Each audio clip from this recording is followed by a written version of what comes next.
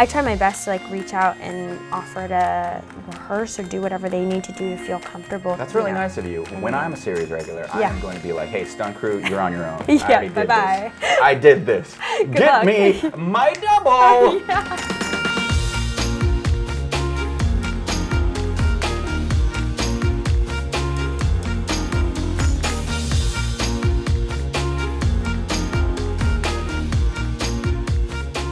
Hi, Nicole. Hi, Stephen. You look like an angel. Oh my God, that's You make me look like I just came out of a cowboy barn. No, but, you also look like an we're angel. Going for it.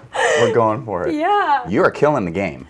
Yeah, wow. That's... You can say I'm killing the game, too. You are. It's okay. It's very humbling coming from you. You are killing the game. Thank you. What's it like being in the Batman universe? I loved Batman growing up. So then to like be a character in that world is kind of, it's still kind of shocking, but I've never been to like a Comic-Con or anything like that, which I hear is insane. I have done one Comic-Con. Okay. It was for Spider-Man, PS4, and that was out in San Diego. It was... Was it insane? Yeah, it was like 7,000 people in Hall H, and Wow. they're announcing me, and nobody knew my character, nobody knew who I was. So it was very hilarious because they're like, and playing Mr. Negative, Stephen Oyoung, crickets. I got out there and I was like, how dare all of you! It was hilarious. But no, other than that, it was a great experience after that. But now I feel like the response to Mr. Negative has been so like major. So like, have you noticed a difference since? It's been very surreal, right? Yeah. You get noticed by certain people on the street. I've never had that happen before. It must be the same thing. You're in Batwoman. First of all, let's just introduce her, shall we? Who's your character in Batwoman? I play Mary Hamilton. Kate Kane and Alice are like twin sisters, and I play like the third sister, the sort of forgotten sister. What was it like when you got the role? Because, okay, let's just be real. We're Asian. Yeah, it kind of hit me because they put everybody's like character like animation next to their face. Yeah. And then mine had like blonde hair and blue eyes. So then actually it's been a lot of like the fan art and stuff that have drawn her and created a Mary Hamilton Kane that is Asian. It's kind of surreal. But I was actually like looking you up, and I was like looking at Mr. Negative, and like, is it wild to see like this like live action thing that really looks like you? Yeah, so we have kind of a similar path. Yeah. Yes, it's a video game. I thought, okay, well, they can make me look like anybody. Thankfully, the team at Insomniac decided to put my face to my character, and I was just so humbled and grateful. So I know that you had been doing stunts and been doing all this stuff, but was that sort of the entrance into, because like you've done a lot of superhero stuff since, so like... Yeah, I've been doing stunts since like 2008, something like that, right? I started my career in stunts. I always wanted to do acting, but I didn't know how to get into it. And back then, you're a young one. Back then, I'm kind of young too, I'm not that old. But back then, there were a lot less roles, right? But I was always a martial artist, and so I always thought, okay, that's gonna be my in. I'm gonna be the next Keanu Reeves. Yes. Turns out they already have a Keanu Reeves, right? So he's great. I was like, okay, what's the next thing that you can do? Oh, stunts. So I was doing stunts, being a stunt performer, getting my butt kicked by A-listers, training some A-listers, right? And then that transitioned into the acting, but it was a very hard transition. Do you feel like people in the industry really, like, once they see you one way, it's very hard to change their minds? Absolutely. But because of my stunt work, I was able to get into the motion capture video game world, just being the body to these characters, and then ultimately that led to that audition for Mr. Negative, which kind of opened the gates to now where casting sees me as this viable actor who can do the stunts, does the acting. That led then to Gotham Knights, where I'm also playing a white guy, actually. So it's a little reverse, where my character, like I see the previs, it's white. He's definitely white, but that's my voice, and so it's very interesting. But we're both, in the Batman world, and it's really cool. Did you like do research into like Red Hood and all of that stuff? Yeah, read all the comic books. Really cool character. Very cool character. It's a lot of pressure though, because Jensen Ackles voiced before me. Yeah. And so now it's just like everybody's coming up on the streets being like, well, what's your voice going to sound like, Stephen? Have an expectation. I know. Yeah. You're like, I don't know. I'm going to figure it out when I get there. Exactly. You want to like this? You want to Yeah. So, I don't know. But is there a lot of pressure on Batwoman to satiate the fans and their expectations? I think there's always that hanging over me, but I think the more episodes I have, like once you get into it and people see what you're doing with the character, I think love hopefully overtakes the like judgment and expectation. Every like vulnerability or every time I'm like, I have no idea what I'm doing, I definitely think that it helps people see a more full-bodied person, because nobody is like 100% confident all the time. And you know, like heroes and superheroes, like some of my favorite scenes in that is like when they're vulnerable or when they have to decide like what it actually means to be a hero and that kind of thing. Like that's always the most interesting part to me. So I completely agree. Yeah. I've had this conversation with other Asian. Yes. We talk about Asians, right? Yeah. Right. With other Asian actors, right? The majority of our Asian American upbringing is always like, well, you got to get it right. You got to get the role right. You got to say the line right. And Right. I always say a lot of the times it's the little mistakes that make our character really cool. Yeah, and now like Red Hood, it's kind of like subverts an Asian stereotype. Like it's very different, like this sort of anti-hero thing. Have you done stereotypical things and like I'm all not? about the stereotypes. Okay. See, my journey is a little different. Yeah. I was like, because I loved martial arts anyway. For sure. A lot of people say, oh, that's a stereotype, that I don't want to be that kind of character. But me, I always wanted to be the tough martial artist. Like honor I was that. okay with that. Yeah, I mean, Yeah, it's not terrible to follow in Bruce Lee's footsteps. Exactly. Yeah. There's a lot of stereotypes that we don't like. But For sure. For sure. But that one I was okay with. As a kid, I always played being a ninja, always played being a soldier. Yeah. So I actually leaned hard into that. Yeah. And for me, as long as the character isn't doing like detriment to our image, as long as it's showing some kind of positivity or some strength or something that you can be inspired by, then I'm all for it. Do you think that's come with, you know, the size of the roles that you've been given? The size obviously helps, right? Like Jupiter's Legacy, I didn't go into it being like, I'm gonna be the Asian face. I was one of the few Asian characters in there. Got to play a new superhero created for the screen, created specifically for the show. They needed to find somebody, an actor, who could act and do their own stunts. I could do it all. And the second I saw the character, You were like, this is me. This is not even acting. It fits, yeah. Yeah, the guy is like he's a family man, but he's a nice guy, but he also likes to party a little bit. Did you learn something new? Like, do you feel like even though you've done so many stunts, you were... I learned how to sleep standing up, basically. Yeah. In between, I would just do this. Yeah, Because that sounds so intense. Yeah, we trained 4 weeks for like a 2-minute fight. I don't know, have you felt that pressure? I felt the pressure to be like, this is a small thing. Yeah. There's some things that are problematic with it. Let me try to leap over that hurdle of whatever's problematic, or cover it, or do something with my performance that makes it different. It was actually like while I was doing You, it was a great part. Like I was in New York, and I remember like my family's like favorite rom-com growing up was You've Got Mail, and we were shooting in Cafe Lala, which is like where Tom Hanks leaves the rose, and doing multiple scenes in there. And I was like, this is really it. Like this is come full circle. But I was really struggling every day. I was like, like Nicole, you have to show them everything you can do.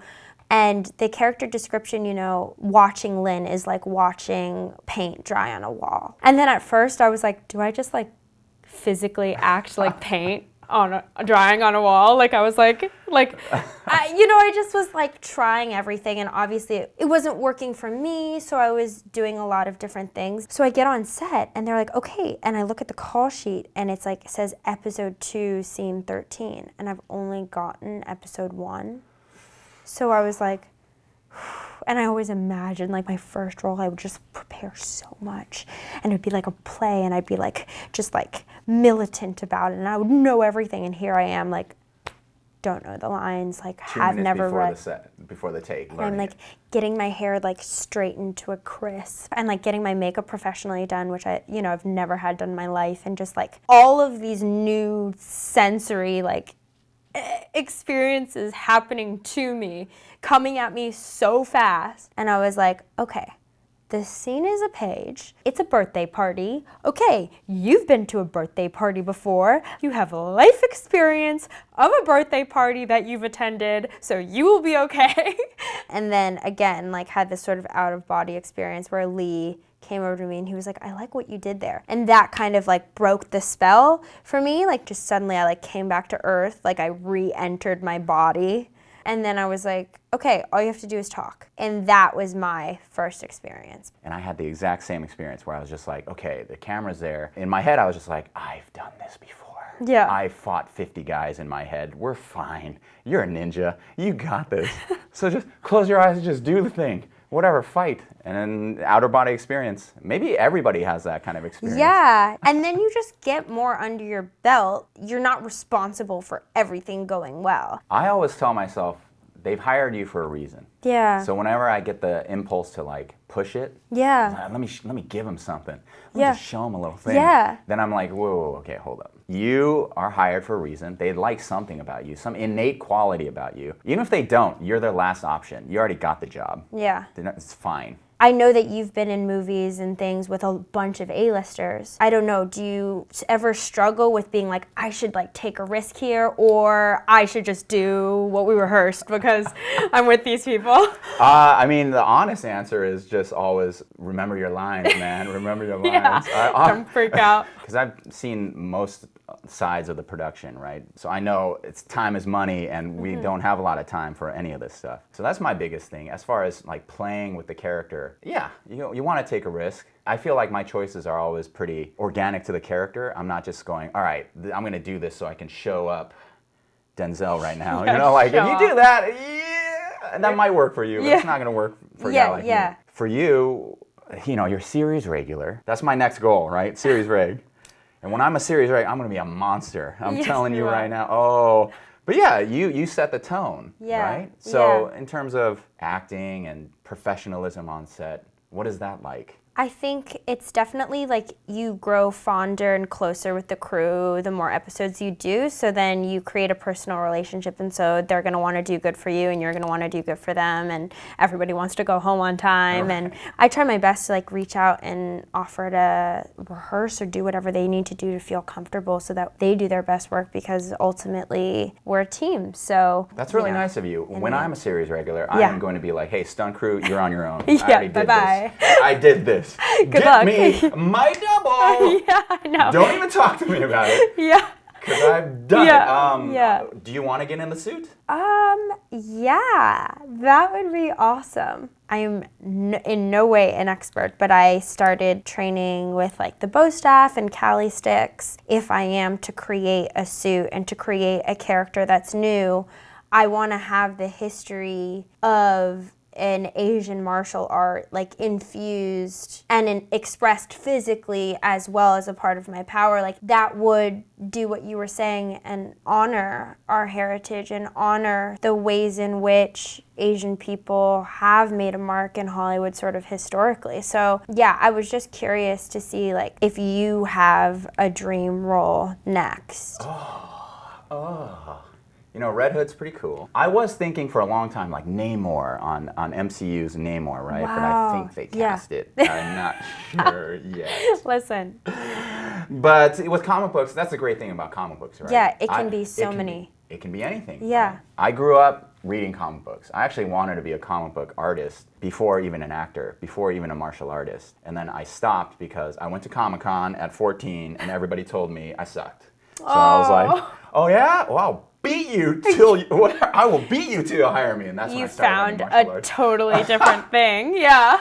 Sometimes our failures can lead to our greatest successes, but I just wanted to be on like a Star Trek show, be like number 5 on the Star Trek show. Yeah. Come in once a week, say some technical jargon. The shields are up. Yes, and then go home. Yeah. Live in some condo in Marina Del Rey. Exactly. I'll be golden. Yeah, you really picture your life. I'm manifesting that. What about you? I learned how to act in New York, so I'm like a really proud member of the Actors Studio.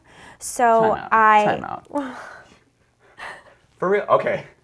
Well, so I like studied like Marlon Brando and Stella Adler, and I just would like read these books really like vigorously. You know, my first job ever was like Shakespeare. These roles have been played by so many different people. Like, maybe I can do this. At the core of it, we are bringing these human beings to life, and I always am like, we must love humanity. You know, we must really have a lot of hope and faith in it to bring us to these sort of careers and like art forms, because it's not easy. Right.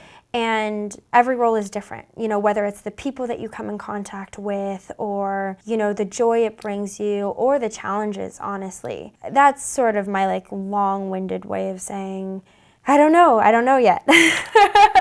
Well, I mean, that's all very impressive. When I was younger, I was actually very intimidated by things like the Actors Studio and reading and taking classes and this and that. And then something that hit me, acting is like the oldest art form, right? Besides drawing and whatever, it's like everybody acts. Right. Everybody puts on a face every day. No one can tell me I'm doing right or doing wrong. They might not like it. Right. But they have to accept it because it just is what it is. I think you're totally right about acting also showing the spectrum of humanity. I think, especially as Asian actors, anytime people see us on TV or on stage, it fills a part of their brain that says, oh, this is a full mental picture of who we are. When I was younger, I had a big problem with playing people with accents because I had this chip on my shoulder, right, where I was like, I'm Asian American, I don't talk with an accent. Yeah. And one of my acting coaches actually gave me a real eye-opener. She was like, well, are there Asians in America who speak with an accent? And I was like, yes. Where are you going with this? I don't like this. This is making me uncomfortable. She said, don't you want to represent them? And then it made me think. I was like, oh my God. I think maybe there's a part of me that thinks I'm better than some people. Or that we attribute a Western or an American accent as higher, right, or something, or like more privileged, right, or something, yeah. And so that was a gateway for me. Acting was a gateway for me to, as you said, you know, kind of accept people, have love for humanity. I'm not a very loving guy, so to be in Clearly. this business. No. But yeah. Yeah. Did you feel like really lonely coming up in this business? Yeah. Yes. I mean, I still feel lonely, to be quite honest. Yeah. I do feel like Asian American actors are really connected to each other. I'll be honest, I've always felt like an outsider. I still feel like an outsider. Yeah. I don't know what it is. The thing that does make me hopeful is that everybody seems to be genuinely caring for each other and rooting for each other. Yeah. Which is really nice. But let's talk about the collective. Oh, I mean, it really started pretty organically during the pandemic. I was living in New York. I sort of experienced an incident that really scared me on the subway. I just didn't understand what was happening. And I had realized, like, I had a few Asian contacts or people that I knew, but I didn't have the community I thought I did. And so it just sort of dawned on me to reach out, because I thought, maybe if I can understand what's happening in this moment, I won't be so scared about the violence, about what's happening in the world. And I was like, I can't be the first person to think about like Asian American relations or history, you know. An actress, fellow New Yorker friend of mine, Midori Francis, who is Japanese, was also expressing a lot of frustrating sentiments like on her Instagram. After the huge year of Parasite and Crazy Rich Asians and the huge success of that, there was this, you know, mounting fear, like, are we going backwards? It just made me realize, like, I'm just really proud to be in this community. It was actually just a gift to myself. I got to, like, talk to some amazing people. Even people, like, at Character Media, I just was like, wow, why have we not sat down and talked before? And what is the collective called? It's called Asian We Stand. It actually led me on this, like, personal journey, because my father is Korean, but he is this like cowboy. He like loves the West and he loves Westerns. And he feels very connected to it as like this Asian man. My dad did too. It must be something about an older generation Asian men. We love our cowboys, man. I don't know what it is. Yeah. I think it's the sense of like the value of hard work, the value of finding possibility for your family, and just like the values really line up, which I find just fascinating. And so I actually like made this short film that is like a Korean Western with me in it and one of my best friends ever, Leah Lewis, who's like in the half of it on Netflix and things like that. And it was a moment where we got to work together and we weren't sisters. We could exist in the same projects together. Well, I always tell everybody who asks, like, oh, well, how do I get in the business? I Yeah. say, well, do your own stuff. Make your own stuff, Yeah. right? And so how was that process for you? It must have been challenging. I don't know I would have done it if I knew how hard it would Yeah. be. There you go. Yeah. But I can say it was at its core like incredibly empowering. I got to control like my point of view and just being in a position of power. Like I hired an Asian DP.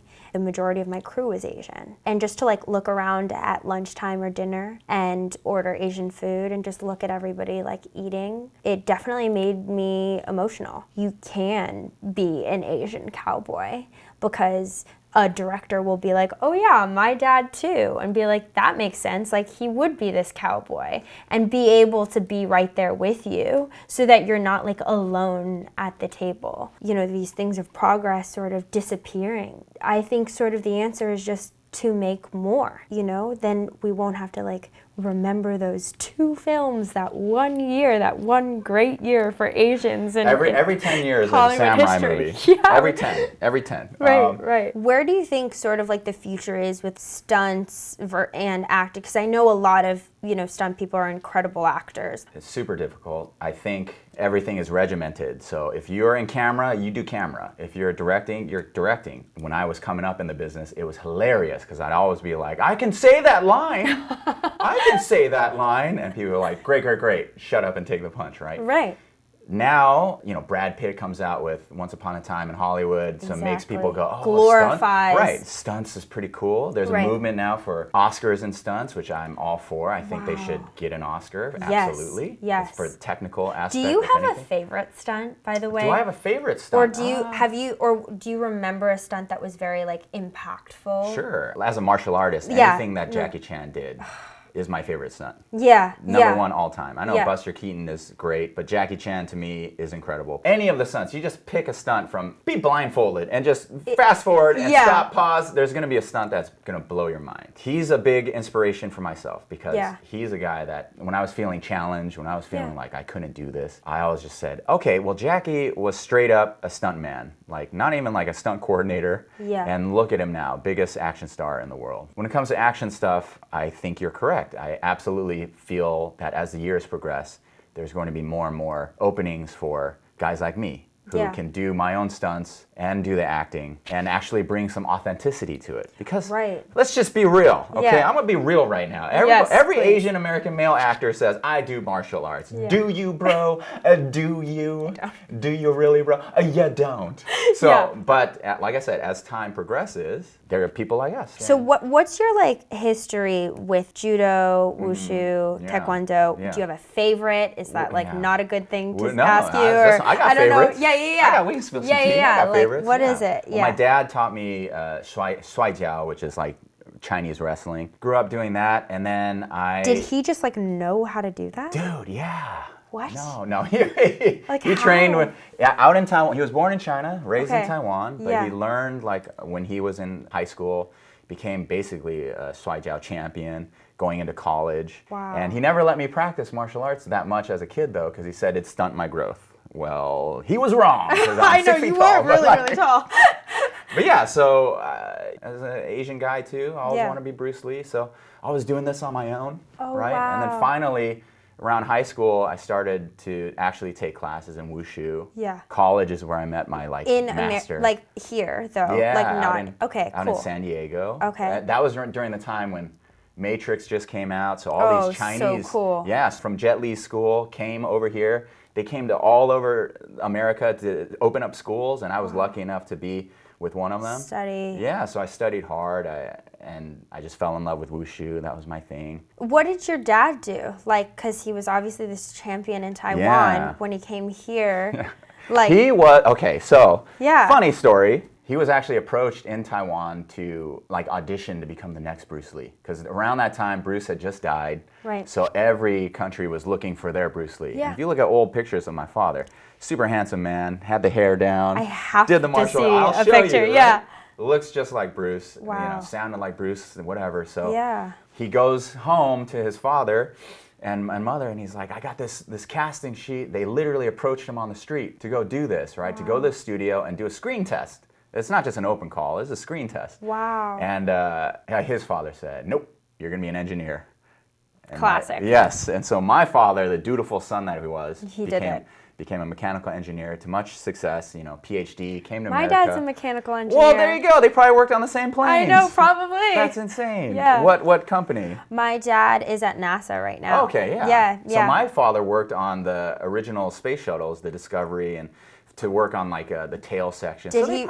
Yeah. Did he work on like the Mars rover at all? He didn't work on the Mars rover. Okay, He that was my retired by dad. then. My dad was working on some secret military Yeah, stuff. right? Like, I know. Yeah. I feel like I always used to, like, I was living in New York, like, really hustling, and I would call him, and I'd be like, so I really think that audition went well. Like, the CD was, you know, like, we were really vibing. Dad, I really have a good feeling. He's like, I have to go. Like, you know, and he was like, I'm in a meeting. I thought this was an emergency. And I was like, oh, okay. And I was always like, he's definitely doing some secret military thing. Absolutely. He's like, I'm literally steering the Mars rover right now. Helping the country. Exactly. Like, but I do care about your audition, but exactly. can it wait? Well, yeah. Look, and on that, I as I get older, we, especially Asian American, second gen, whatever, we always talk smack about our parents. We always joke about them, right? We're always like, oh, they don't get it. And, I need to follow my dream. And as I get older, I'm just like, hey, your parents love you. Yeah. Maybe they didn't say it. Yeah, exactly. But they love you. And I give so much credit. Hey, if there's anybody out there that is like, oh, I love to act, but I actually want to be a scientist. Go be a scientist, man. Why? I like respect to scientists. Respect to every everyone. dream. Yeah. I'm all about it. Was your dad very like vocally like? Oh yeah, they were super supportive. Yeah. This is what they said. They both said, "You're not cut out for regular work. We know you, Stephen." No. They're not very surprised. Yeah. No, they legit. After I graduated college, they were like, well, you know, what do you want to do? I always said I wanted to be an artist, but they were like, well, what would you do for free, right? And I was like, I would act. And they were like, you should try it. Yeah. And you know, they thought I had enough talent, and they believed in me. So was it the same with your folks? I went to school for accounting. I was like on this 5-year MBA track. I like stole my parents' credit card to pay for the Common App. The one chance you get to steal your parents' credit card and you pay for a college application. That's hilarious. Me. That's super Asian, by the way. Yeah, I applied to Tisch and I got the last live audition of that year. And I got on a 16-hour like Greyhound bus from Ohio to New York. I feel like I blacked out. I don't even know what happened. I just gave them my dad's email and I like hurried back to like accounting 101. And then we were in Korea, which I've, you know, been to here and there. And he was like, what is this? And he got an email saying that I got into Tisch. He was like, we are not talking about this till we get home. Honestly, thank God. So he had like time to cool down and really think about it. And he is the smartest person I know. And he sort of came up with this like thing. He was like, okay, well, it took me, you know, 5 extra years after college to get my PhD, to get my, you know, sort of real first job. You have 5 years total to try acting. If we shake on it and at the 5-year mark, you get your MBA. And I was like, oh, deal. So then that was my story into New York. You know, I went to college and I had most of my credits done. I did a couple years at NYU. And then I was just living in New York and figuring it out and still on that 5th-year track. But we have the same exact story. Really? My father said, okay, I will give you 10 years. He was nice. He was really generous. I'm the baby of the family. Dad. So I'm the baby of the family. I gotta talk to my dad. Yeah, exactly. David. Are you an only child or? I am. Okay. Well, I'm the second. I'm the baby. Oh, so he literally said the same thing. I will give you 10 years. If you can't get one acting job by 10, then you're going to get your law degree or an MBA or something like that. Or something else. And I was like, you got it. There's nothing Hilarious. like that to like light the fire under your butt to get that. What was your first job? Do you remember it? Yeah, my first job. My first like performing job Yes, was I worked yes. at Pirates Dinner Adventure. Oh In yeah. Boynton Park. I think I saw that. Yeah, which is awesome. I did a lot of So I live shows. definitely went there. Yeah, yeah, yeah. Exactly. My first big Hollywood job was I doubled Dev Patel on Last Airbender. We thought we were set. Oh man, that was really tough though. That's where I kind of learned everything for me. And Yeah. so How everything works. How everything works. First day on set, I was just like, what? I had no idea what anything was. I didn't know where to go, your marks and this and that, and it was very, very intense. Like if I had to give any advice, it would just be like, you're gonna get a lot of no's. Yeah. Right? Obviously, everybody knows work on your craft and all yeah. that, but you're gonna get so many no's. This business is about resiliency and Yeah. who can just keep going. Yeah, like stay in the saddle. Stay in it. And even when you're there, it goes away quick too. So it's always the hustle forever. Have you gotten better at the hustle? Like, is there things that like really work for you? Or amazing. I'm killing the game. No, I'm like, do you still? I don't know. Do you still like get heartbroken over Always. stuff, or like get really racked up? always. And yeah, always. that's yeah. I'm trying my best to like, as I get older, just let it Yeah. be mellow I because feel like when you crack a role though, like in an audition, and you get really close, it is like this like baby or something, like this child that you've like really care for and adore. And so like when it doesn't go your way, I don't know, I'm like, there's no way I could have done as good of a job. So like it's, I'm still working on that. So I'm like, do you have any? But as a filmmaker yourself, now I also realize there's just so many moving parts to even getting cast. So 100%. not getting it could totally not be Open your up. issue. Yeah. Right? So it's beautiful if you can leave an audition saying, I did everything I could. Right. It's just for me, I do that all the time. What kills me is when I see the thing on TV again. And I'm like, yeah. Or a poster. yeah, exactly. Yeah. Thinking back, I like, watching Korean drama on my TV and being so like annoyed or embarrassed of it, or thinking like, this isn't real acting, or this isn't real TV. And now being like, the world is so global, and like, of course it was. Would you ever go to Korea to work? Oh yeah. Me too. Oh yeah. I'm down. Let's go. Yeah, let's go. We're going. I'm trying to get on one of those reality TV shows. Oh my gosh. Where an expat comes and is like So learns they're very intense. There's this like show called The Library, and they like hit each other or like make each other suffer, but in a library, so they have to be quiet. And I was like, this is not fun. Like, but I feel like you would kill it because you actually have. I have a high pain tolerance. Have you ever gotten hurt on a job? Ooh, just my pride, thankfully. Just my pride. I think the worst stunt I ever had to do was get hit by a horse.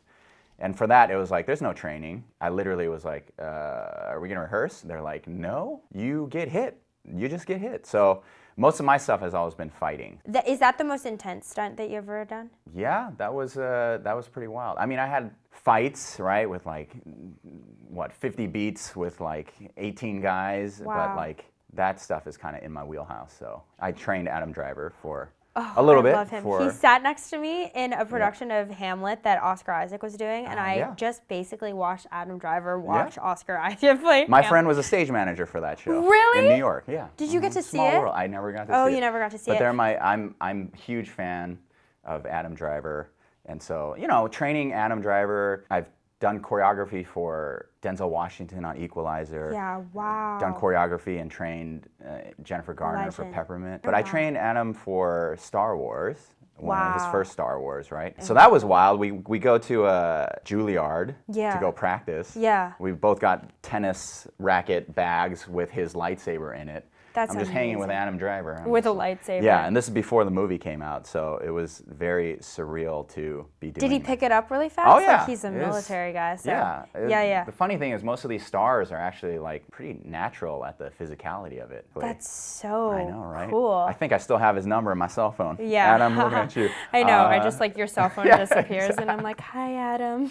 Exactly. Do you want to train? Exactly. But tell me about your future projects. I'm really excited. I'm like headed to Tribeca actually this weekend. There's like a pilot that I was a part of called In the Cards, and it's just such a like quintessentially New York story. So I'm just very, very excited to like return home. And I'm also just like really excited to show people this short and this other side of myself as a filmmaker, and then return to Batwoman for season 3. Awesome. Well, I am going to see you in the Batman universe because next year Gotham Knights comes out. I'm playing Red Hood. They're gonna love it. I mean, I think Red Hood is such a cool character. We'll try not to disappoint. Yeah, congratulations. Congratulations to you. It was very nice meeting you. Very nice to meet you as well.